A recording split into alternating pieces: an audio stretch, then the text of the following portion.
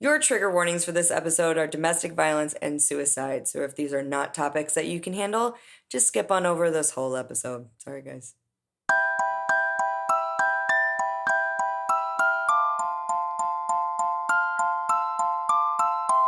How awful. Ba-da-ba-ba-ba. I hate it. Oh, because it's awful? Yeah. Hi. Hi. We're back. Sorry we missed you last week. Guess who's back? It got Back a little... again. We're going to miss them next week, too, because when the hell are we going to record that? Yeah, good point. Sorry. Yep. This will be... Tis the holidays, guys. We're back to the 2-week schedule. Sorry. Yeah, we can't There's help just it. no avoiding it. But that's okay. You shouldn't be listening to podcasts. You should be spending time with your friends and family. That's right. Mazel. And who are you? I'm B. I'm Tanya Lee.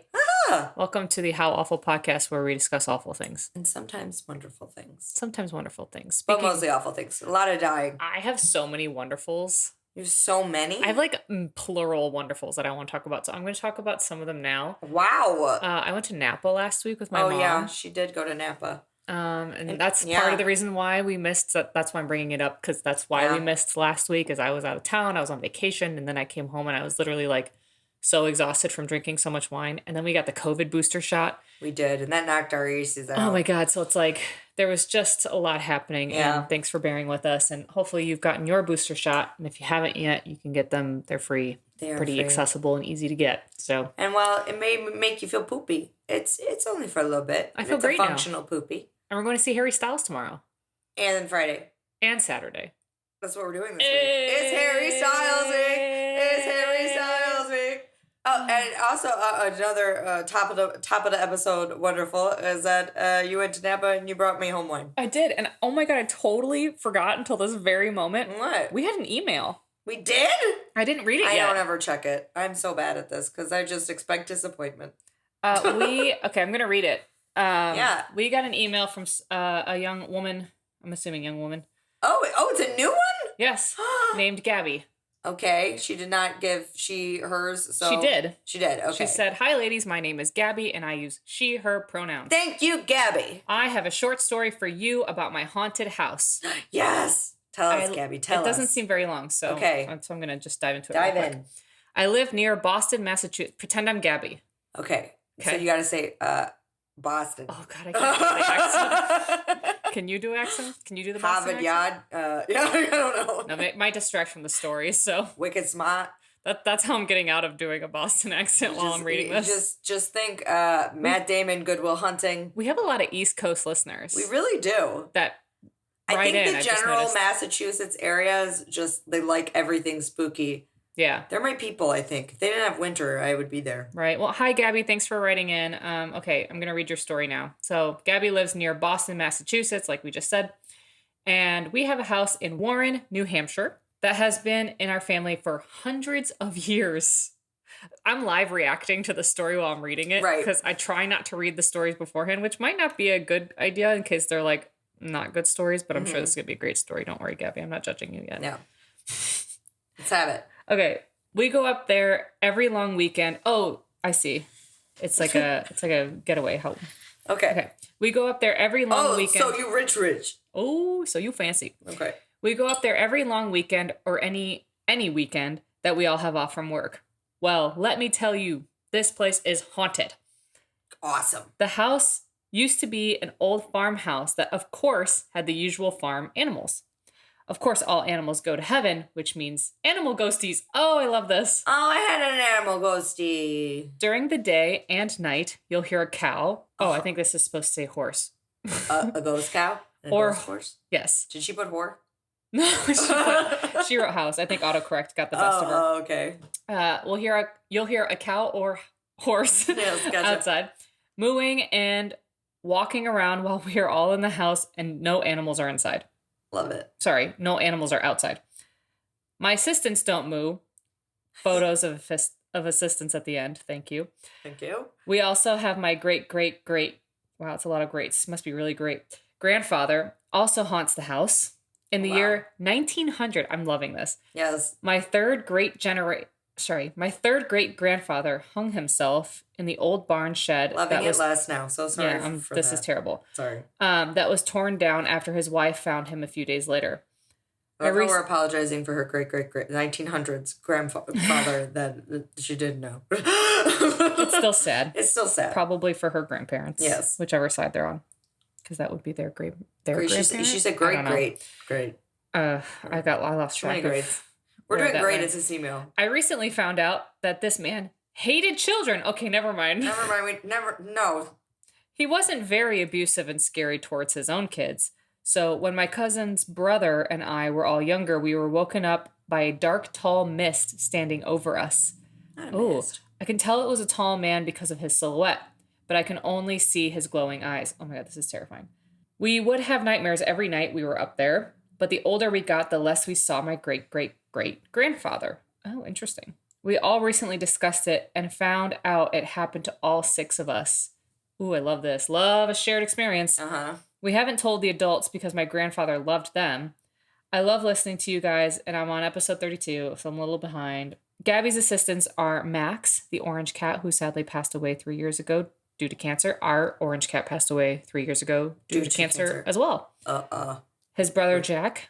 Maybe they know each other. Maybe they're friends now. Max and Rue. I hope Max and Rue are hanging out. They both have X's in their names, so they're dope. Yeah.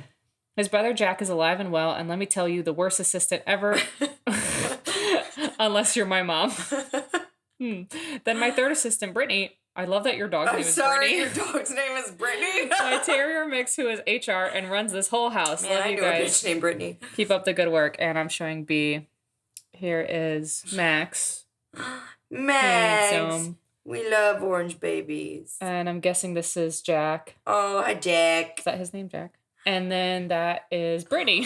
Brittany. She's got pretty eyes. Gabby, we love these pictures. Thank you so much for sharing. Yes, thank you. Love it. Gotta love it. See, guys. Send in your stories, and you could be on a podcast. Isn't that fun? By proxy. By proxy, yeah. You could have some weirdos. Of your assistants. You could have some weirdos read your story completely wrong. Completely. There were so many mistakes, but you got through it. Reading is hard sometimes, guys. Max and Rue. I've been unemployed for the last couple weeks, so my brain is literally retired. You have not had to turn on that part of your brain. It's great. I will not be unemployed forever. I have a job coming up. Don't worry, guys. Don't worry, guys. I'm fine. This is how that freelance life works. It's a willing unemployment, which is going great for me. Do you feel rested? Do you feel ready to work, or are you like, no, thank you? Not yet. Okay, that's fair. I could stand for the 3 more weeks that I have before I have to get back to work. Oh, yeah. Well, it's like 2 weeks and 5 days, 6 days. Okay. So pretty much. Still a good amount of time. And then you have a first week, and then you immediately take a day off and go to Vegas. Yep. Sorry. So there's that. And guys, guess what we're going to do in Vegas? Well, this is why I was trying to take 2 months off instead of just 1 month. But I didn't have a choice. There was a job that my boss took. And I know. I can't turn down work, so here I am. I know. Actually working in the month I said I was not going to work in, so alas. It's all right. Money's fun. Money's good. Money's great. And it's only really 2 weeks in December before I'm back on 2 weeks off for Christmas. True. So you're barely working in December. I'm just making a little bit of Christmas money. I'm basically just paying rent for December and January. That's it. True. So, very, very true. Managed it. Anyway, sorry, you were going to say something. No, I was saying, guess what we're doing in Vegas, guys? Oh, yeah. I don't know if we should, drum roll. We're going to Bagels Museum. Yeah, we're going to go to the Bagels Museum. We're going to go to the Bagels Museum. Well, not for the bagels. Unless he is serving bagels. I was like, what's a bagel museum? I know. Do you get to eat bagels while you're there? Okay, so Zach Bagels has a... We use this name so that we don't ensue rage on the interwebs. Sure. I don't know that we're popular enough. No, he doesn't. No, he doesn't have a fan base that would come at us. It's more that Bagels gets bratty and blogs people and gets all shitty. I mean, I don't really care. I don't really care. I don't think I even follow him, so. No. There's that. I would take that as a badge of honor. I already have one block I consider a badge of honor. I'll take another. Anyway, so he has a museum. He's collected a bunch of haunted artifacts and, like, things from serial killers and blah, blah, blah. He has, like, Kevorkian's murder van. I don't know What if are it's you a saying murder right now? van. Oh, Dr. Kevorkian. I don't think you would call it murder, but he has his van that he euthanized people in, does he? basically. Yes. Oh, is that what Joey was telling? Yes. Joey told us about it, and I already And he forgot. has a Michael Jackson's death chair. I don't know what that means, because Michael Jackson didn't die in a chair. But I think it was a chair that was in the room that Michael Jackson died in. I don't know. There's some haunted dolls. There's, a bunch of stuff. I've heard from a lot of people and a lot of like empaths and sensitive folk that the museum does cause them to feel things and experience things. And so it is outside of Bagel's control. Unfortunately, we have to give him our dollars to go to it, but it's going to be interesting. Yeah, we could do a little like Instagram video that we can put up after. We're not allowed to tape anything in there, but we can talk about it. Yeah. After, yeah. I didn't mean during. Okay. Because I know that, because Joey said that. Okay. I meant like after we're done. So, because I don't think we'll have time to put together a little episode about our experience there. No, we could do a little recap. Yeah. What we saw, how we felt. Because we're going to do the VIP experience, so that means we get to go in rooms that general admission doesn't get to go in, and apparently I was told by an empath friend that those are the rooms that she had the most experiences in, that she wasn't even sure she could stand to stay in them. So she's very interested in my experiences there. Yeah. So we'll see. Watch, you're going to walk in there and be like, I feel nothing. I feel nothing. If we weren't driving to Vegas so late on Thursday, I would say we should stop at the Pioneer Saloon on the way in. It's literally like a dive bar in like Death Valley. Oh, fun. That's super haunted. It's been on like every haunted show. I mean, we really actually have nothing to do Friday night. I know. I don't think it's that far out of Vegas. We'll see. Yeah. Maybe we'll just have a haunty day. Just go and have a drink there. And if somebody wants to come with us, they can come with us. No big deal. Because we're probably going to drive to the Haunted Museum. Yeah, we're going to drive. We're going to take the car out to valet for that, so might as well keep the car out. Yeah. That's fine. We can do that. Cool. Come down. Cheers. What a plan Adventures. We're going Adventures in Vegas land. We're going to Vegas for our friend Becky, who listens. She's having a bachelorette party in Vegas. Yeah. So, but all of the happenings are happening on Saturday, so we're trying to figure out, well, what are we going to do with our time on Friday? Well, because we're trying to make the most of the weekend. So exactly. So why not do that? Why not have some fun? I was going to say something and now I don't remember what I was saying. Anyway, we're trying to make fun Vegas plans because anybody who's been to Vegas in the winter knows there's not much to do. The desert is cold. Yeah, in the winter. It's really not that hot, so there won't be pool days. No. We're not big shoppers, so no. It'll probably be that. I probably would be if I had a lot of money. Yeah. If I had money. Let's rephrase. Our goals in life this trip is the Haunted Museum and to sit on Timothée Chalamet's face, which is an option. to clarify, there's a slot machine. I was getting there. There's a Dune slot machine at the Cosmopolitan Hotel. There's a Dune slot machine, and Timothy's face is the chair. So I don't know what you want from me. We are sitting on his face. Is the other face Zendaya? No, they're both Timothy. Really? Yes. Oh, good. I'm glad we each get one. Yeah. Well, if we can get into them, I feel like it's going to be as hard to sit at as the Britney Spears ones. Can't ever get at the Britney Spears one. The Betty White ones are wide open, and I have won change on the Betty White ones. I've won like $500 at the Betty White ones. Oh man, and the Michael Jackson one. I'm probably not gonna normally when we go to Vegas, I do gamble. You gamble, yeah. I probably won't this time because No, I'm gonna have like a few dollars set aside for slots to get free drinks. Sure. Yeah, I'm not gonna go play blackjack like I normally do. Yeah, I would spend about the much I would like $10 $10. $10. Play slow, get my free drink. $10 whole for gambling. Let me go. Here we go, guys. If we can double it. Woo! That'd be great. It would be. I think I played $20 on that Michael Jackson slot machine and won $480. I mean, that was a win. That's what we call I was like, Michael's blessed me.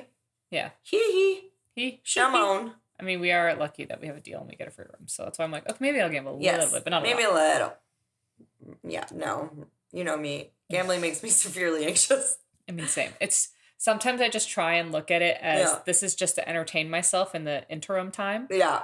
And I'm paying to entertain myself. I'm not expecting to win. I'm just playing a game, and this game costs me $20. Anyway, we'll stop making our Vegas plans on the podcast, guys, because we have a whole show to give you. We have a whole show to give you. We are back to our regular topics, our regular scheduled programming.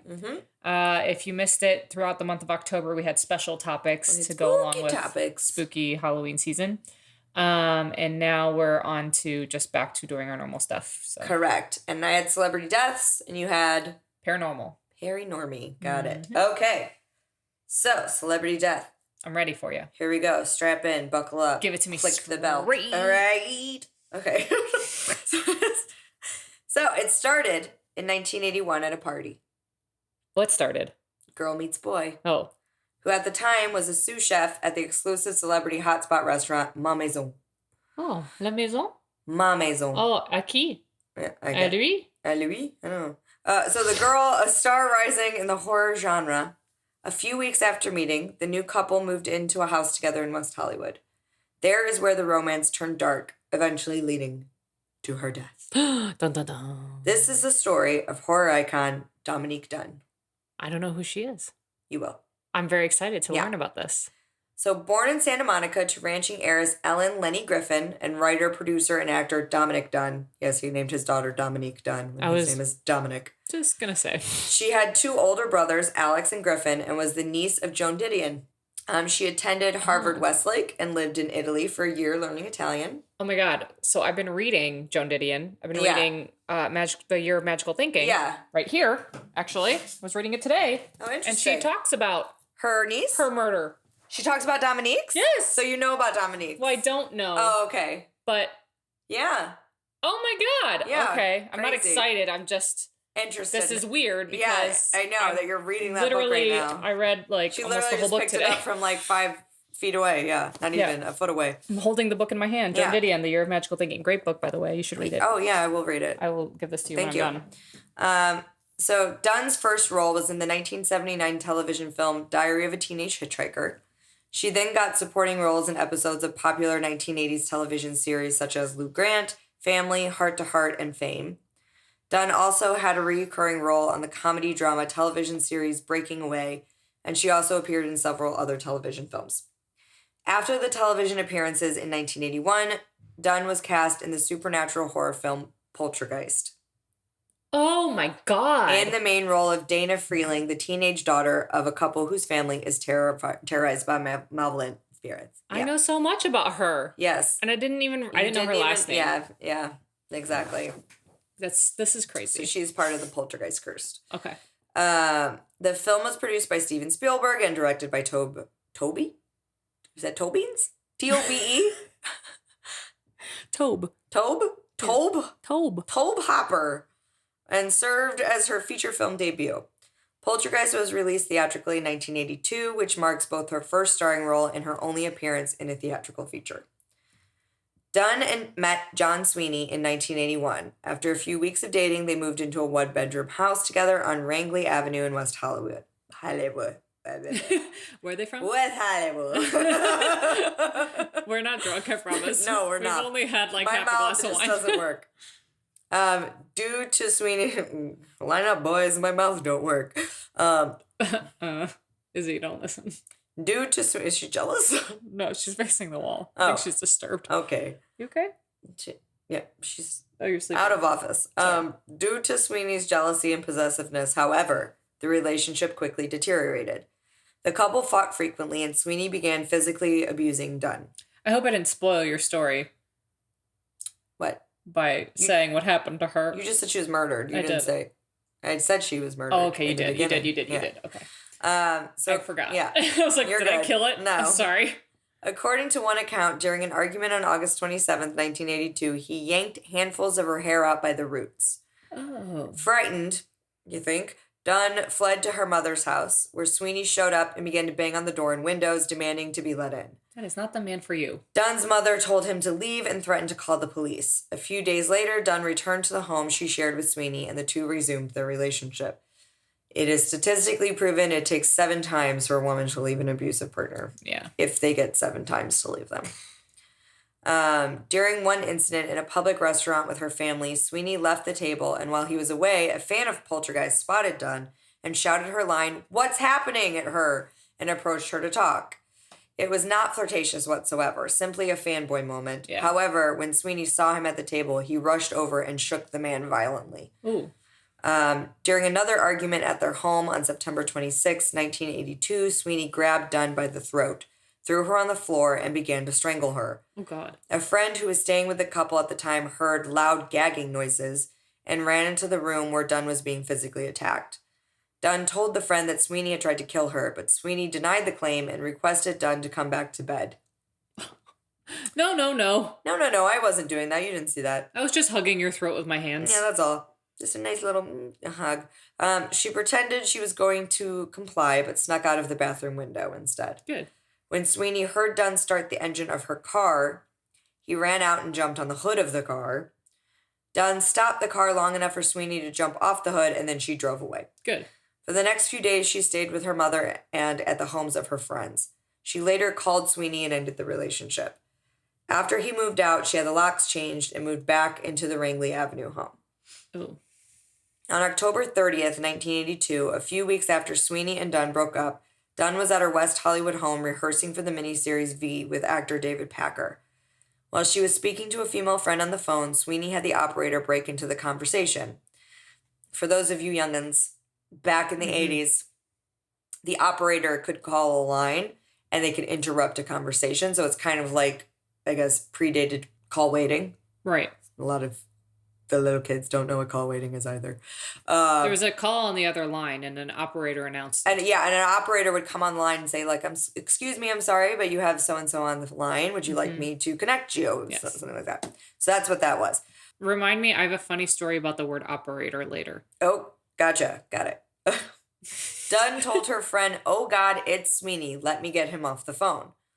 10 minutes later, however, Sweeney showed up at Dunn's home. After speaking to him through the locked door, Dunn agreed to speak to him on the porch while Packer remained inside. Outside, the two began to argue. Packer later said he heard smacking sounds, 2 screams, and a thud. Oh. Concerned, he called police, but he was informed that Dunn's home was out of their jurisdiction. So useful. Yeah, Packer then phoned a friend and told him if he was found dead, John Sweeney was his killer. So he was worried that he was going to be killed. Packer left the home through the back entrance, approached the driveway, and saw Sweeney in some nearby bushes kneeling over Dunn. Sweeney told Packer to call the police. When police arrived, Sweeney met them in the driveway with his hands in the air and stated, "I killed my girlfriend and I tried to kill myself." Oh, Sweeney God. later testified that he and Dunn had argued, but he could not remember what happened after their exchange. He claimed he could only recall being on top of her with his hands around her neck. Dunn was transported to Cedars-Sinai Medical Center in Los Angeles, where she was placed on life support. She never regained consciousness, however. Over the following days, doctors performed brain scans, which revealed that due to oxygen deprivation, she had no brain activity. And on November 4th, her parents consented to have her removed from life support. At the request of her mother, both of Dunn's kidneys and heart were donated to transplant recipients. Her funeral was held on November 6th. Happy birthday to you. Yeah, I remember that from the book. Yeah, at the Church of the Good Shepherd in Beverly Hills. She was buried in Westwood Village Memorial Park Cemetery. So the night of Dunn's attack, responding officers found Sweetie standing by Dunn's unconscious body in her driveway. A spokesman for the West Hollywood sheriff later told reporters that Sweeney told officers, "I killed my girlfriend." He was immediately arrested and charged with attempted murder. Those charges were dropped after Dunn's death, however, and subsequently Sweeney was charged with first-degree murder, to which he pleaded not guilty. Sweeney was later charged with assault with intent to do great bodily harm, when during a preliminary trial hearing, he admitted that he and Dunn had a physical altercation on September 26, 1982, the day before she filmed the Hill Street Blues episode, in which she appeared with visible bruises on her face and body. So the longer story of that was her character was battered. And she showed up looking that way, and they just used it. So when her parents watched the episode posthumously after she had died, oh God, they realized they were watching their daughter covered in actual bruises from her murderer. God. Mm-hmm. He denied assaulting Dunn, however, claiming she accidentally incurred the bruises when he tried to prevent her from leaving their home.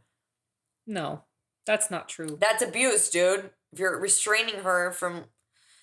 Yeah. Oh, no, I didn't abuse her. I just restrained her enough to bruise her when she was trying to leave. That's the same thing, bro. Gaslighting 101. Sweeney's trial began in August 1983 and was presided over by Judge Burton S. Katz. During the trial, Sweeney took the stand in his own defense. He testified that he had not intended to harm Dunn the night he arrived at her home. He claimed they had reconciled, were planning on moving back in together, and that the two had daily discussions about getting married and having children. Oh, healthy. On the night of October 30th, Sweeney said that Dunn had abruptly changed her mind about a reconciliation, telling him that she had been leading him on and lying to him about getting back together. Sure she did. At that point, Sweeney said he exploded and lunged toward her. Sweeney claimed to have no recollection of attacking Dunn until he discovered he was on top of her with his hands around her neck. He then realized she was not breathing. Sweeney said he attempted to revive her by making her walk around, but she fell down. So he was like Weekend at Bernie's her. Oh my God. He also then attempted to give her CPR, which caused Dunn to vomit. Sweeney said that he also vomited, ran into Dunn's house, and consumed 2 bottles of pills in an attempt to kill himself. But Packer didn't notice this. Okay. He then returned to the driveway where he laid down beside Dunn, waiting for the pills to take effect. This is such bullshit. Such bullshit. Such unbelievable bullshit. So according to Sweeney, he then recalled that he reached into her mouth and pulled her tongue out of her throat, which was something he had done for his epileptic father in the past. Sweeney's court-appointed attorney, Michael Adelson, argued that his client's actions were neither premeditated nor executed with malice. Rather, he maintained that Sweeney, provoked by Dunn's alleged deception, acted in the heat of passion. Can we just for a second talk about how freaking problematic heat of passion defense is? Oh, yeah. The man has every right to have murdered or greatly assaulted this woman because it's the excuse that we're going to use. Because she may have lied. No. It's like the same. That's what they said OJ did. It was the heat of passion because Nicole was like cheating or something. Like dumbest stuff. You don't murder somebody. You don't do that. No. That's not an excuse. Dunn's family disputed Sweeney's claim that she had reconciled with him. They insisted that he went to Dunn's home on October 30th in an effort to persuade her to reconcile after she communicated to him that their breakup was permanent. The prosecution and police investigators also dismissed Sweeney's version of events, as there was no physical evidence that he had consumed pills in an attempt to commit suicide at the time of his arrest. Upon their arrival, police said they found Sweeney's demeanor to be both calm and collected. Deputy Frank D'Amelio, the first officer to arrive at the scene, testified that Sweeney told him, "Man, I blew it. I killed her. I didn't think I choked her that hard, but I don't know. I just kept on choking her. I just lost my temper and blew it again." Yeah, you don't say. The medical examiner that performed Dunn's autopsy determined the victim had been strangled for at least 3 minutes. Yeah. 3 minutes is so freaking long. It's a really long time. Given the results of the autopsy, police and prosecutors dismissed the defense's argument that Sweeney acted unconsciously. However, as they concluded that in the 3 minutes Sweeney strangled the victim, he had ample opportunity to regain control of his actions, which might have saved Dunn's life. Yeah. To establish a history of Sweeney's violent behavior, the prosecution called one of Sweeney's ex-girlfriends, Lillian Pierce, to testify. Pierce, who at the request of Sweeney's attorney did not testify in the jury's presence, stated that she and Sweeney had dated on and off from 1977 to 1980. Pierce claimed that during that relationship, Sweeney had assaulted her on 10 separate occasions. Oh my God. And as a result, she was hospitalized twice for the injuries she sustained. During one such assault, Pierce sustained a perforated eardrum and a collapsed lung. She later suffered a broken nose. Oh my God. During Pierce's testimony, Sweeney became enraged, jumped up from his seat, and ran towards the door leading to the judge's chambers. All normal behavior. He was subdued by 2 bailiffs and 4 armed guards. Sweeney was then handcuffed to his chair and began to cry. He apologized to the court for the outburst, which Judge Katz accepted. Attorney Michael Adelson requested that Judge Katz rule Pierce's testimony inadmissible as it was prejudicial. No. Judge Katz granted the request. Oh my God. And the jury only learned of Pierce's testimony after the trial. Oh my God. Yep. Katz also refused to allow testimony from Dunn's mother, Ellen Dunn, as well as Dunn's friends, citing their statements about Sweeney's abusive nature as hearsay. Oh, this is not So gonna go where I basically, want it to go. the judge denied any right to any kind of proof at all. Interesting. Yep. So on August 29th, defense attorney Michael Addison also requested that Judge Katz rule the court lacked sufficient evidence to try Sweeney on the charge of first-degree murder, as predetermination was not established. Judge Katz granted the request. Of course. And as such, jurors were instructed to consider the charges of manslaughter or second-degree murder. Deputy District Attorney Stephen Barship later said this decision, along with Judge Katz's previous rulings barring the testimonies of both Sweeney's ex-girlfriend and Dunn's mother and friends, seriously undermined the prosecution's case against Sweeney. Duh. Yeah. On September 21st, 1983, after 8 days of deliberation, the jury acquitted John Sweeney of second-degree murder. Figure that's where we're going. But found him guilty of the lesser charge of voluntary manslaughter. He was also convicted of misdemeanor assault for the altercation with Dunn that occurred on September 26, 1982. So Dunn's family was outraged. Naturally. Obviously, calling it an injustice. After Judge Katz excused the jury and commented on the judicial system being upheld, Dominic Dunn, the victim's father, yelled, "Not for our family, Judge Katz." Yeah. Before leaving the courtroom, Dominic Dunn accused Judge Katz of purposely withholding Sweeney's ex-girlfriend's testimony from the jury, which would have helped to establish his violent history with women. Yeah. Victims for Victims, a victims' right group established by actress Teresa Saldana, protested the verdict by staging a march outside the courthouse. Afterwards, several media outlets also debated the events of the trial, as well as that of the verdict. Several outlets also criticized Judge Katz's rulings, which many argued were preferential toward the defense rather than the prosecution. Mm-hmm. One local Los Angeles television station polled viewers who rated Judge Katz the fourth worst judge in Los Angeles County. On November 7th, Sweeney was sentenced to 6 years in prison for manslaughter, which was the maximum sentence he could have received, with an additional 6 months for the assault charge. At Sweeney's sentencing, Judge Katz criticized the jury's verdict of manslaughter, stating that he felt Dunn's death was a case pure and simple of murder with malice. So now he thinks it's murder.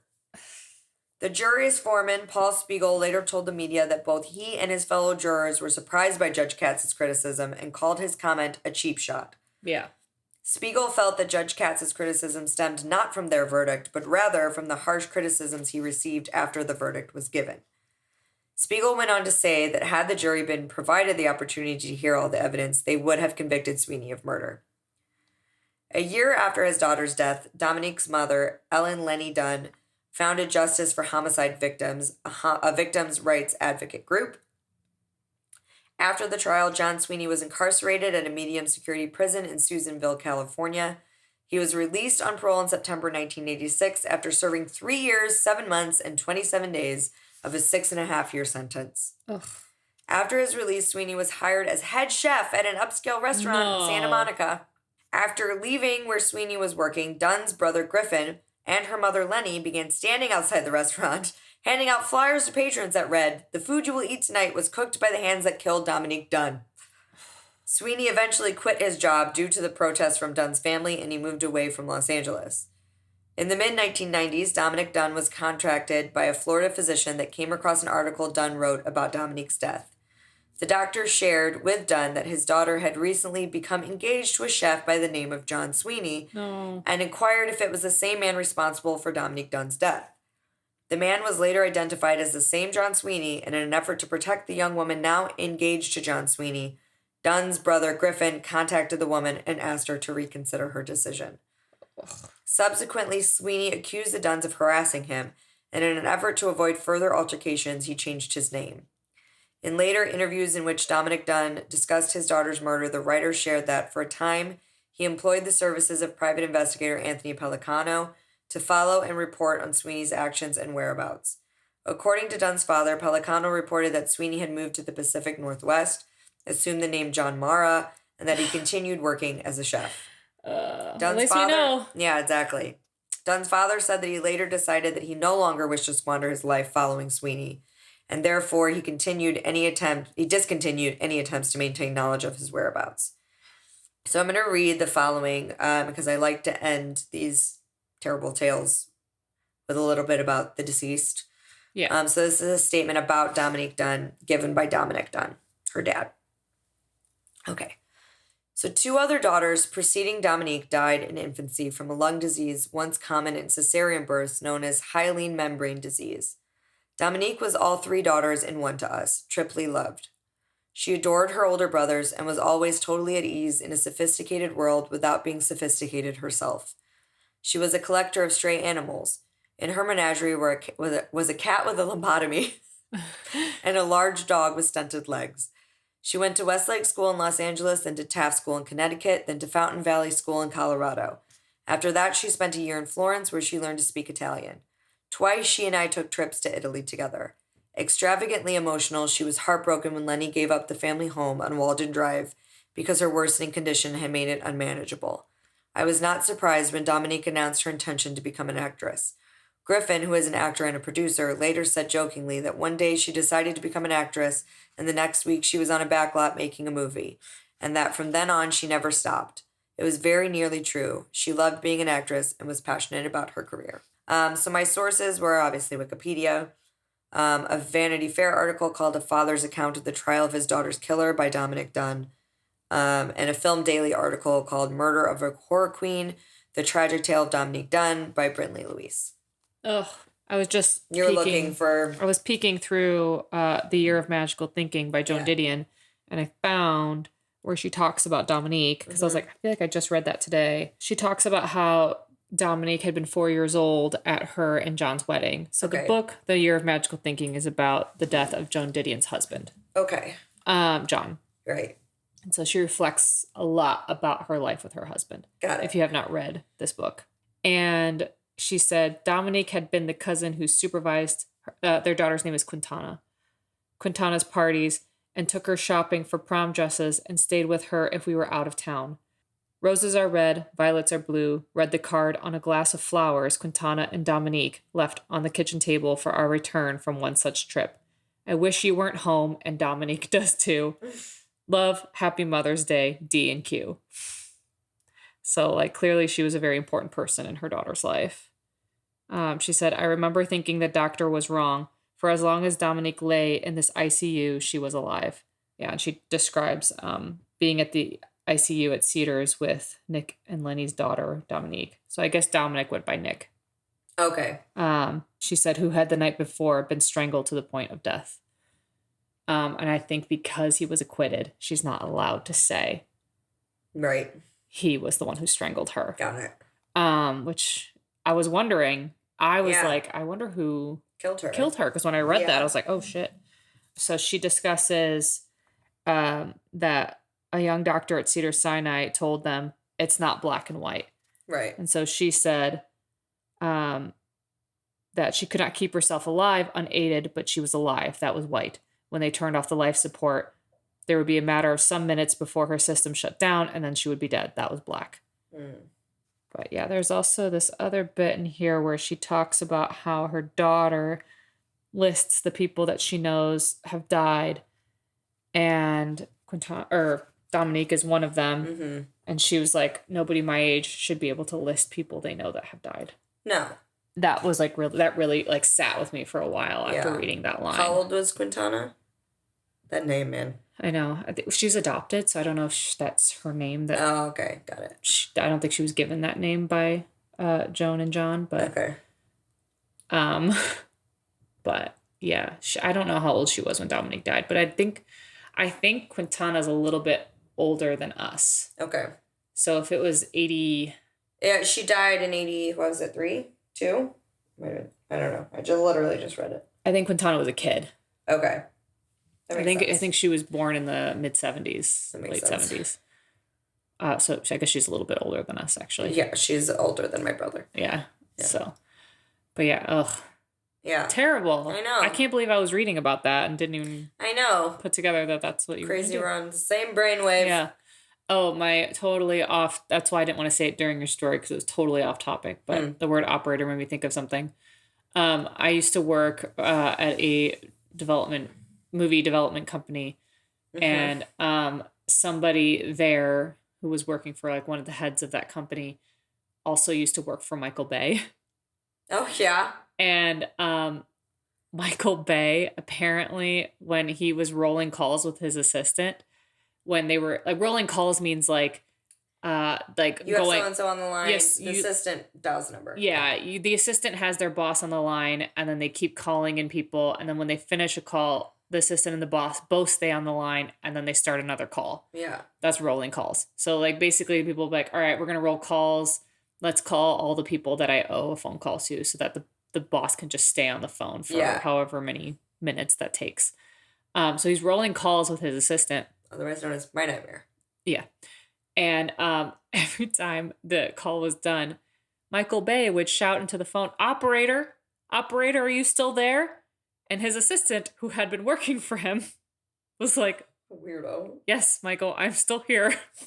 Operator, I can't. Yes, he was calling his assistant operator. I can't. He wasn't even doing it as a joke, was he? He was just being a freaking weirdo. He was just like, he just didn't care to learn his assistant's name. Got it. That's terrible that is. No. That of a person that It's not news that Michael Bay sucks. Yeah, no, not at all. But anyway, that's why I don't feel shame sharing that story. Michael Bay's the worst. Yeah, okay. That's not even the worst thing that he could have done. But no. To me, that was just like so disrespectful, and it made me dislike Michael Bay ever since. That's fair. I'll still watch Pearl Harbor though because Josh Hartnett. Woof. Woofity woof. Woofity woof. Scare me with spookies. Are you gonna scare me? Is it scary? Yeah, it's scary. So scary, so super scary. I don't know if you'll be scared, but okay. It's scary. Okay. Known.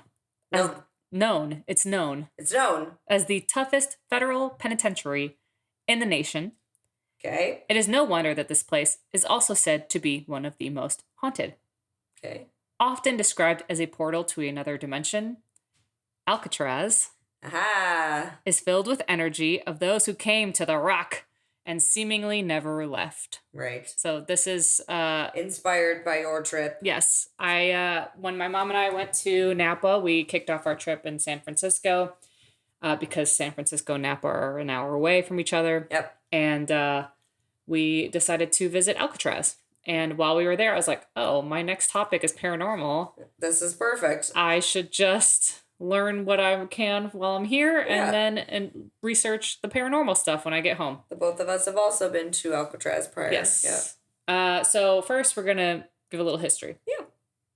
Originally, the land belonged to, obviously, the Miwok Native Americans, who believed the island was inhabited by evil spirits. As a form of punishment for violations of tribal law, the indigenous were sometimes isolated for a period of time on the island or even banished for life to live among the evil spirits. Something to note. Mm-hmm. There was no soil on Alcatraz. So the fact that this was a form of punishment tells me that those banished most likely starved to death. Right. Because the island itself is just a giant rock formation. Not sustainable. No. There is soil on it now because they transferred soil to it when they built the penitentiary. Well, they did other stuff before that, but yeah, they had to bring soil and plant and like create. Did they not even realize how ominous it was going to be to have this like bustling city, but then in like the distance there is a rock with the worst criminals in the country. It's crazy on it. Yeah. Like, what? Well, and like, I don't know if I get into it later, but after it became a prison, oftentimes inmates would talk about how they could hear people having parties on yachts, or they could hear people drives you crazy, like having so much fun in the city. Like, yeah, like they literally felt like they were going insane because they would hear life that they can't reach. Yes. Yeah. I mean, talk about punishment. Yeah. In 1850, President Fillmore claimed the island as home to the American military, and it housed the first operational lighthouse on the West Coast. And that doesn't exist anymore, by the way. Okay. Because getting to Alcatraz was sort of a whole thing, and it basically played as a fortress, it was a secure location to store cannons and ammunition. As early as 1861, the military used Alcatraz Island to house prisoners of war from the Civil War. By 1906, San Francisco and the state of California used the island to lock away civilian prisoners who built the structure and inevitably became its first inmates. So, yes, the criminals built it and then moved into it. Okay. Thanks for building this prison. Now we're going to keep you in it. Good job. Oh, good job. Here's your reward. That's free labor for you. Terrible. Jesus. Everybody should watch the movie The 13th on Netflix to understand where that is highly problematic. Slave labor. Yes. Just prison systems. But it didn't become the Alcatraz Federal Penitentiary until it was acquired by the United States Department of Justice in 1933.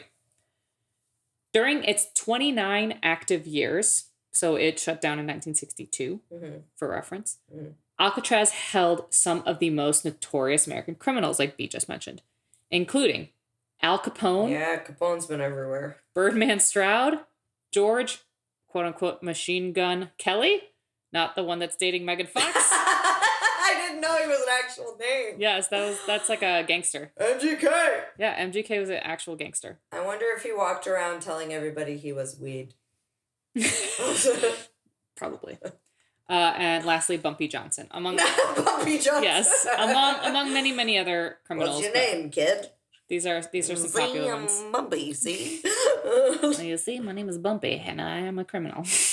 I do murder, maybe. I don't know what he did. Maybe. He probably did murder. I don't know. Even though the prison sits on an old military fortress surrounded by ice-cold water, several prisoners attempted to escape Alcatraz with no luck. The notoriously successful escapees, Frank Morris, John Anglin, and Clarence Anglin, managed to break out of the impenetrable prison, but they were never seen again. It is believed that they drowned in the rough water surrounding the San Francisco Bay. And it's believed... So loud! Yeah, there's a loud plane. It's believed that they drowned and didn't make it to shore because they were the type of guys that definitely would have bragged about escaping the impenetrable prison. And nobody ever heard word about such bragging. So, probably not. No. Okay, now for the ghosts.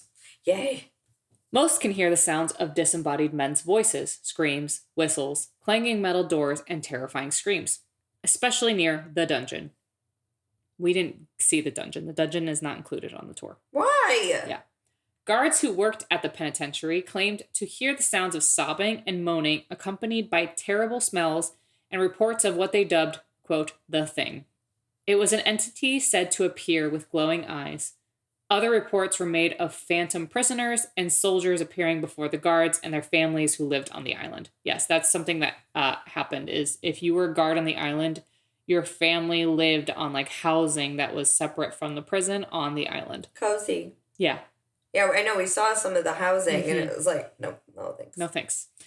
Some visitors believe they can hear Al Capone's banjo as the prison guards allowed him to play in the shower rooms as opposed to the yard. So yeah, another place that Al Capone supposedly haunts. That guy's everywhere. Yeah, literally. The famous warden, James A. Johnston, was even known to see things at Alcatraz, even though he didn't believe in ghosts. He heard the unmistakable sounds of a woman sobbing while leading guests through a tour of the prison. The guests also heard the sobs. They described it as sounding as though it was coming from inside the walls of the dungeon. Sweet. When the cries stopped, an ice-cold gust of wind blew through the group. On the property is the now burnt-down former warden's home. During a Christmas party at Warden Johnston's, several guards recounted the story of a ghostly man who suddenly appeared in front of them wearing a gray suit, brimmed cap, and had mutton chop sideburns. Not mutton chops. The room turned cold and the fire in the stove was extinguished. Then the spirit vanished. Guards also claimed to hear phantom cannon and gunshots, accompanied by screams that felt so real, they would send seasoned guards to the grounds believing that the prisoners had somehow escaped and obtained weapons. Of course, when investigating the grounds, there was nothing in sight. Guards would also smell smoke coming out of a deserted laundry room, almost as if something was on fire. They would investigate and find thick black smoke, but minutes later the smoke would vanish. On foggy nights, some visitors and guards would claim to see the old lighthouse, that no longer exists, followed by an eerie whistling sound and a flashing green light that makes its way slowly around the island. It vanishes about as suddenly as it appears. Okay, so for the notorious D Block, which is said to be the most haunted block in the prison, this is where they held the worst of the worst. Right. This block was built after the 1939 escape attempt where Arthur Doc Barker was killed. D Block was known as the treatment unit, comprised of 42 cells with varying degrees of restrictions, including absolutely no contact with the general population of the prison. Right. Not just... right. Yeah. not obviously, none of them have that. Yeah. These inmates were not allowed to work or go to the mess hall for meals. All meals were delivered to their cell. They were allowed only one visit to the recreation yard and 2 showers a week. The only thing that just sounds like my depression. God. One day outside, 2 showers. Yeah, exactly. The only thing they could do was read the prison-approved material. These cells faced the famous Golden Gate Bridge, which generated cold winds blowing through the windows. One guard would turn on the air conditioning to make it even colder for the prisoners confined in D Block. How considerate. Yeah, how nice. Wow. There were 6 special cells in D Block, known as strip cells, or more often referred to as the hole or solitary confinement. They were naked. Reserved for the most serious offenders of prison rules, these cells were located on the bottom tier and were easily the coldest place in the prison, containing only a sink, towel, and low wattage light bulb. There's a picture of me standing in one of them, actually standing in the most haunted one. Did not know. Oh, really? Oblivious Tanya, just smiling in the freaking haunted cell. To be fair, when we went, I didn't really feel anything. Mm-mm. I was, yeah. Yeah. Mattresses were removed during the day, and these prisoners were not allowed in the yard or showers or even given reading material. Jesus. Inmates could be sentenced to as many as 19 days in the hole, completely isolated. The 6th strip cell, known as the Oriental, which sounds racist, I don't know why it's called that. Yeah, that's... was the most severe punishment the prison could assign. Complete deprivation of all peripheral senses. The dark steel encased cell contained no sink or toilet, just a small hole in the floor for prisoner waste. Inmates would be placed naked in the cell, given a restricted diet, and confined in a totally pitch black cold cell. Although a mattress was permitted at night, it was removed at dawn each morning. Usually the longest an inmate would be subjected to this specific cell would be between 1 to 2 days. Yeah, I mean, that's even too much. Yeah. A former guard who worked at the prison in the 1940s reported that guards often saw the presence of a man dressed in late 1800s prison attire walking the hallway next to the strip cells. On one night, an inmate placed in the hole screamed incessantly about a figure with glowing eyes. Ignored by the guards, he eventually went completely silent. The next morning, the guards found him dead in his cell with a terrible expression on his face and noticeable handprints around his throat. The autopsy revealed that the strangulation was not self-inflicted. Many believe he was strangled by a guard, and an investigation was made, but no one came forward. So so believe the cops. Yeah, that's the thing we should do. But it was strange that he was screaming about glowing eyes in this room. He at that point had probably been going crazy. Yeah, and then somebody killed him. And when someone enters your room and they're kind of backlit, it could look that way. Yeah. One day, when the guards lined up the prisoners for a daily count, there was one too many in line. At the end of the row appeared the recently strangled convict. Oh, shit. Guards and prisoners alike all saw the apparition disappear in front of them. That's crazy. Yeah. Visitors today often feel cold spots and uneasiness in the D block. Particularly cells 12D and 14D are the most active, which are the ones that are open. Right. For people to walk into. Sure. I think it's 12, 13, and 14 are the ones that are open. Yeah. 14D is often reported as almost 20 degrees colder than the rest of the cells. On another occasion, when renowned ghost hunter Richard Sennett and a psychic spent the night on Alcatraz, Sennett locked himself in cell 12D, and as the steel door was closed, he felt icy fingers wrap around his neck. Meanwhile, the psychic experienced visions of the bodies of twisted and dismembered men. So, take that how you will. In cell block C, many believe that the utility passageway where convicts Bernard Coy, Joseph Kretzer, and Martin Hubbard were killed during their escape attempt in 1946 is haunted. Okay. Loud clanging noises are often heard but stop when the door is opened, only to resume again once it is closed. Others have reported seeing the apparitions of men wearing fatigues and hearing disembodied voices at the site of the riot that left the 3 prisoners dead. There was like a whole standoff that happened. I'm not sure how long it was, but... I remember hearing about it in the audio tour. Yeah, there was a really long standoff between these 3 inmates that I just named, and they basically got out of their cells got weapons from the guards, put guards in the prison cells, and then were trying to get out, but it created a whole riot, and they ended up killing guards in the process. Right. And then they ended up dying. The laundry room in cell block C is also said to be haunted. When a CBS News team brought in celebrity psychic Sylvia Brown, along with ex-convict Leon Thompson, Sylvia immediately encountered an unseen presence, as well as strong impressions of violence in the laundry room. As she began to describe a tall man with a bald head and small beady eyes, Leon Thompson, the ex-convict, moved forward stating, "I remember Butcher. He was a hitman. His name was Aby Maldowitz, but we called him the Butcher. Another prisoner killed him here in the laundry room," end quote. Prison records confirmed that Maldowitz was in fact killed by another inmate in the laundry area of cell block C. In 2014, a British couple touring the prison took a photo through the visitation window. Oh boy. And on the other side of the window, a woman appeared in their photo, staring directly through the lens. Would you like to see this photo? Sure, I like nightmares. What on earth? That is a picture that this couple took, and they were not intending to get any, they were just taking pictures in Alcatraz. I don't buy it. Crazy, right? Yeah, it's too solid. It's too I would agree, but apparently it's real. I mean... Because they weren't really ghosty kind of people, and they were like, what the hell? I mean, you can make out her lips, her nose, her hair, her eyebrows. The way her hairstyle is. She's got a low bun or low curls or something. Yeah, I'll post it on Instagram. Yeah, I don't buy it. See what people think. There was also this picture that a group of girls took. I don't know if you remember when you walked, there was this tunnel, and there was this old pickup truck in the tunnel. Yeah. Sitting there that you can't open, that you can't get in it. No. And these girls took a picture of the truck, and when they looked back, there was a person sitting in the front seat of the car that was not there when they took the picture. I don't mean to be this person, but both of these pictures feel extremely photoshopped.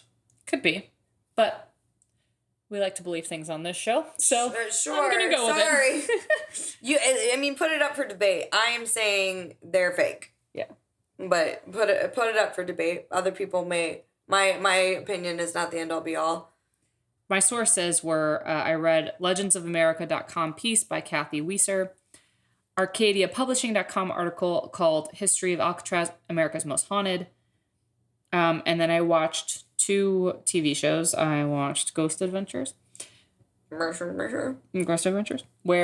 they went and spent the night in Alcatraz. And I also watched the OG Taps. Yes, Taps. Ghost Hunters episode. And this one was really cool. So if you've never watched an episode of Ghost Hunters... Shane and... I don't remember their names. So Shane. I won't be able to tell you. It's Shane and somebody. Sure. Maybe Ghost Hunters, the way the episode works is you see the guys hunting ghosts. They stay overnight. Yeah. And then, or they get a tour by whoever owns the property or somebody representative of the property, and that person explains what they've experienced. Yeah. And then that person leaves, and Ghost Hunter stays, or Taps as they're called. Yeah. Stay and spend the night in the place. And then the next day, they meet up with the owner or the representative of the place, and they show them any evidence that they found. Yeah. Or they say, this place is not haunted. We found that your pipes need fixing. Because these are plumbers by day. Yeah, they're plumbers by day. They're Roto-Rooter plumbers. Yes. Literally. So they're very, very open to debunking things, which I think is cool. Yeah. So I was definitely excited to watch the Taps crew go in and they had this really, really crazy EMF reading. Uh-huh. Where you hear they're talking. EVP. EMF is different than EVP. EVP is voice. Oh, so if you got their voice, then it's EVP. Maybe I wrote it wrong. Anyway. That's okay.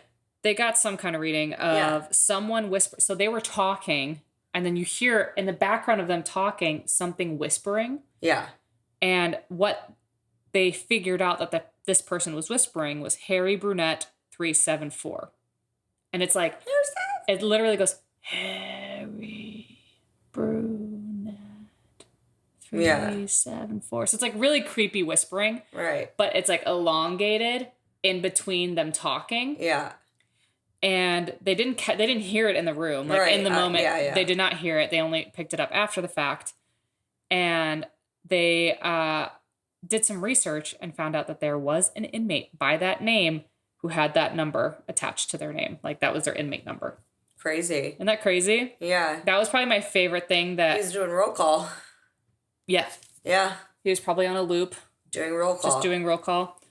They didn't experience anything too intense. No, I think I remember seeing that episode. It wasn't an intense one. Their Eastern State one is way crazier. They had some that, they had some other readings that came through, and I don't really remember them, but like, it was like stop or like get out or, the usual things that they're just like, get out of my space situation. Yeah. But I think one of them, they actually, because they asked a question, a yes or no question, and something said no, but they all heard it.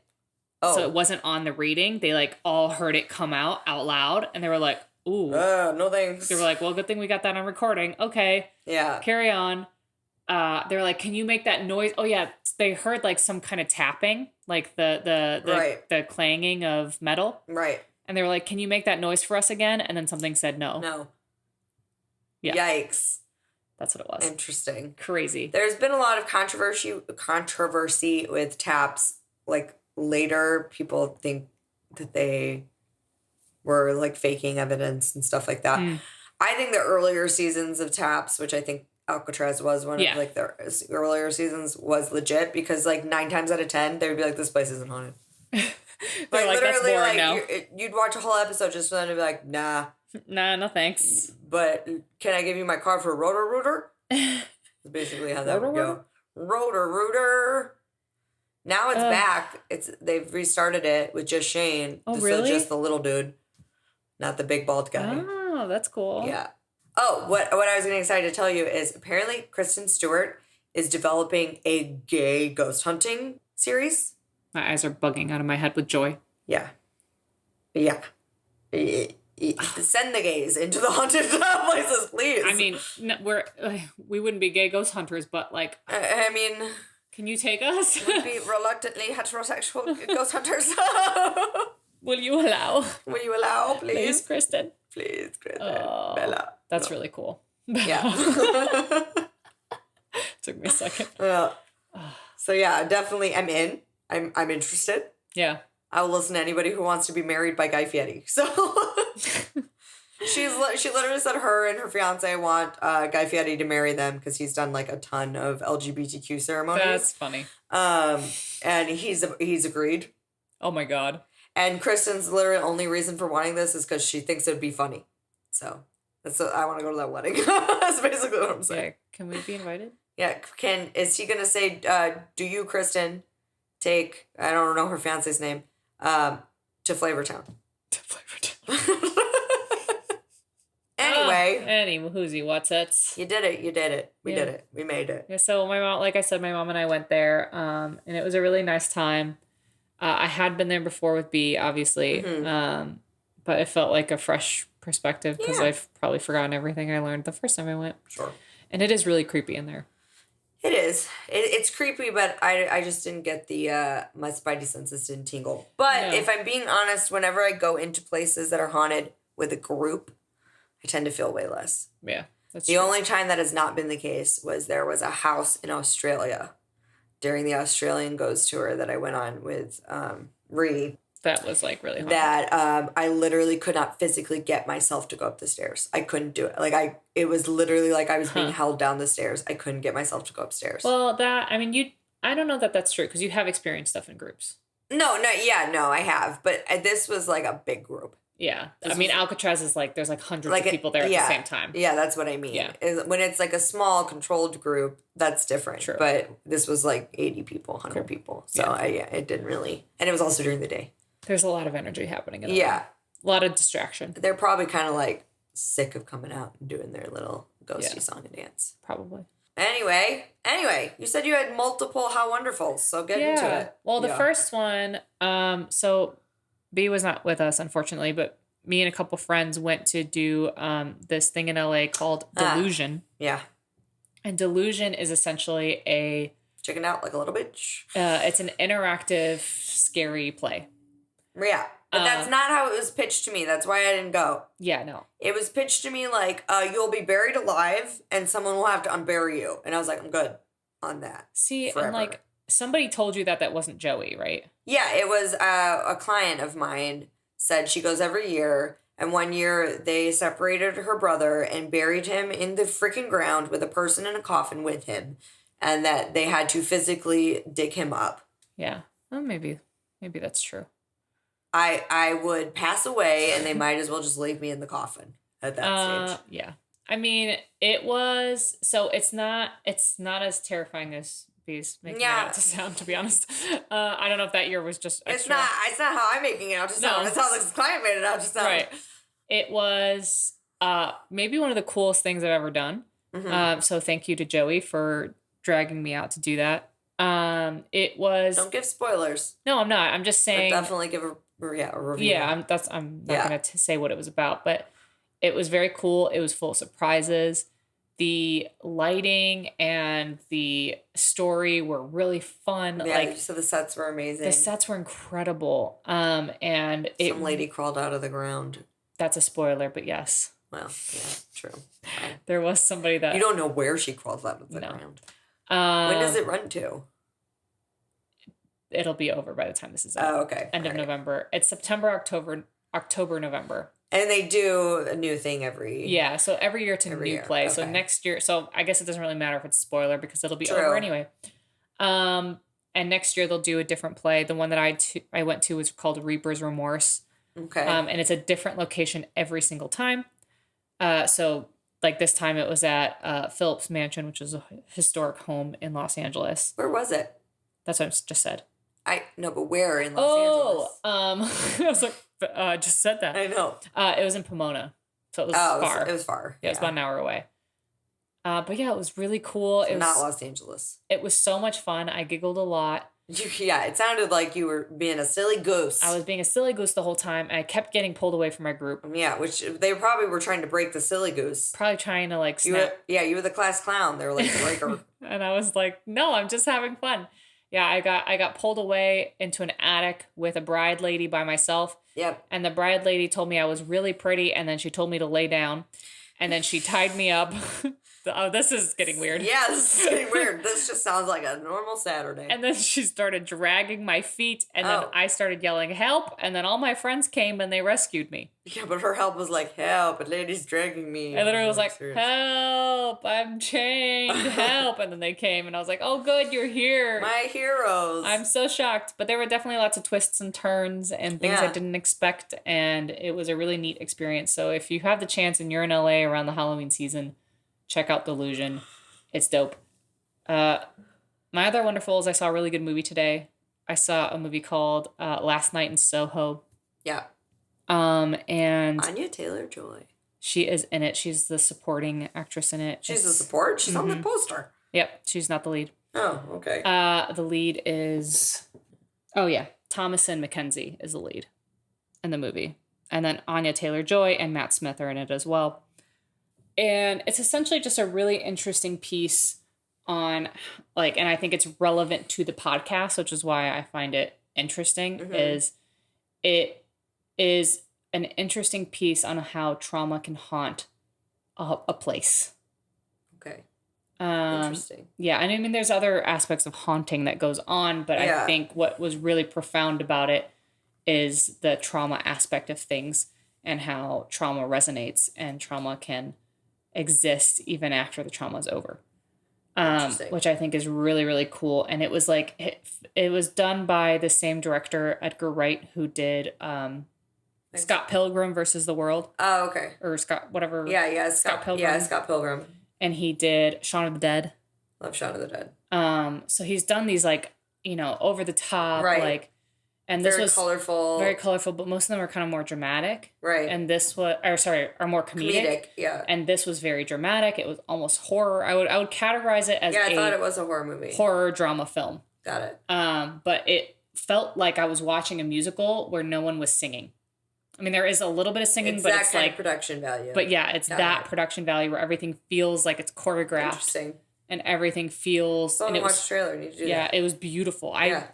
I honestly wanted to see it just because I had a feeling that it would be nominated for cinematography for the Oscars. So that's Tanya why. watches literally every movie and when I say every movie that's nominated. Yeah, every single one. Every single one. Including foreign and docs. Foreign, docs, all of it. All of it. I at least try and watch all of the Best Picture and Best Actress, Best Actor nominees. I felt like this might be I had a feeling that this might fall under the cinematography category. Gosh, we're almost at your Super Bowl. I'm starting now. You're starting getting early. On predictions. Yeah. And so this was one of them. And I was like, well, and I honestly did not know what to expect when I went to go see it. I was just kind of like, this looks artsy. Yeah. And I was like, I might hate this or I might like be obsessed with it. Yeah. And it was like one of the, either I didn't know what to expect. So that's why I texted B earlier today. I was like, I'm going to go see this movie. I don't know if you're interested in seeing it. And if you are, I'll hold out. Yeah.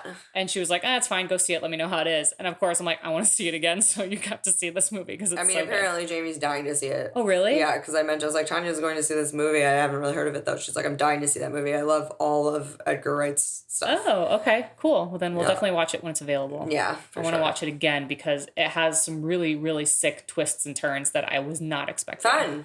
And it was really great. Yeah. So that's my, I probably have more, but that's enough for now. That's fine. Save them. Oh, you know what my other one is? What is your other one? You know what? Why don't you go and then. No, what's your other one? Get it out. Dexter's back. Dexter is back. That's really relevant to the show, too. Yeah. We love Dexter. Yeah, go Dexter. Go Dexter. I've only seen the first episode. Mm-hmm. And it's amazing. So I'm pretty happy. Go Dexter. Go Dexter. Go Dexter. Go. My How Wonderful Is My Mommy comes on Sunday. That's about as wonderful as it gets. I love that too. I'm really excited to see your mommy. My mommy comes for 10 days and she made it clear that she would not be on the podcast again. So there's no That's funny. She doesn't want to do it. Not this time. She just doesn't want to. She just said not this time. That's fine. So yeah. So that's allowed. But, we got her stories, I'm sure. So I'm sure I'll be able to wrangle her up on it because she was quite the guest. She was a good guest. She was fantastic. Yeah. She had her Rosemary radio voice. It was her silky. I was like, who this lady? I'll see a bit of your mom. I'll be in Florida for a lot of most of it. But it's okay because me and my mom don't get a lot of one-on-one time right now. Yeah. So it'll be nice to have some uninterrupted mamacita time. Yeah. What's your song of the week? Do you have a shout out? Yeah, I got two. Oh, okay. So Spiral Season by JoJo. Season is SZN. Oh, Season. Spiral Season. By JoJo. She has, her whole new album is very vibey.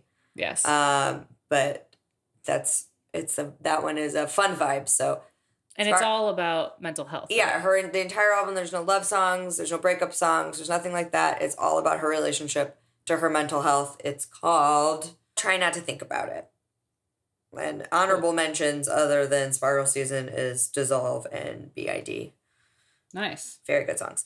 But my second song is Bubble by Len and Stella. Oh, Bubble's good. Yeah.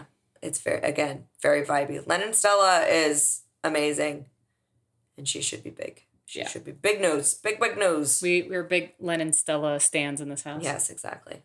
I'll shout out another little indie lady singer-songwriter artist similar to Len and Stella. There's this artist that I've been really vibing to lately named Gracie Abrams. Oh, yeah, I've heard her. She just released a new song called All Right. That's beautiful. Mm-hmm. She literally love all of her songs. Yeah. She's great. I've definitely been really digging her. And then, of course, Silk Sonic released the whole album. Oh, my God. How do I... Yeah, so come on. 777. Yes. Fly Like Me. I was going to shout out Smoking Out the Window. Smoking Out the Window is the obvious jam. It's good.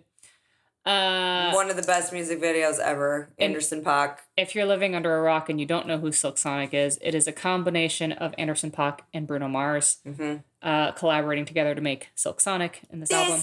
Bitch got me paying her rent, paying for chips. Yeah. Diamonds on her neck, diamonds on her wrist. So good. Here I am. I listened to the whole album today while I was driving to the movie theater and back. Yeah. And I was really enjoying myself. Yeah, I like Bootsy Collins. He adds a good vibe. Yes. Ain't no shame singing in the rain. And Skate. Skate's another really Skate's good song. obviously a good song. Yes, Leave the Door Open is the single, so if you've heard that one, then you might like the rest. Well, Spoken Out the Window's the new one. The new one, yeah. Yeah, but 777 and Fly Like Me are my... Fly As Me, I think. Fly As Me, yes. Fly As Me is mostly Anderson, which is probably why I love it so much, because I'm definitely Anderson over Bruno on this side of the house. Okay. I'm probably Bruno over. I mean, I love them both. So it's really like not a fair assessment. I can admit that Bruno Mars is a very talented little person. But he is problematic. He's an appropriator, and he's basically just a very, very, very, very good karaoke singer. Yeah. He's not original, but Anderson's original. Yeah. I also know one of Anderson's friends, so holler at me. I still can't get over Bruno's last album, so.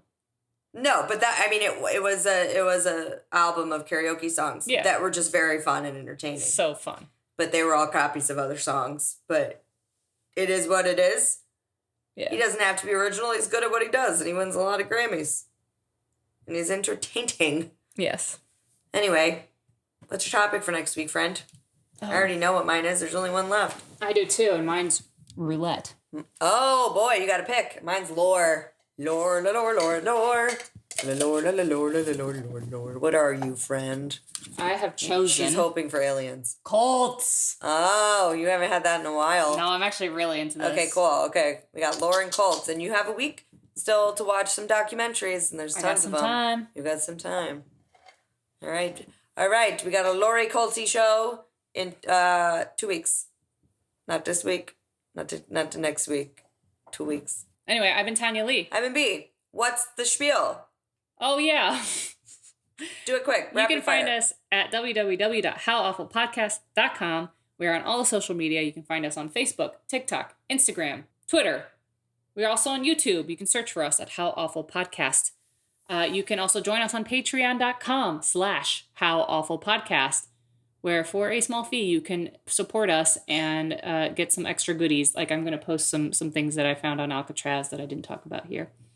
And then, Izzy, can you please stop licking your butt right now? This is not the time. Her back leg is up behind her head. I didn't know assistants were capable of licking their butts.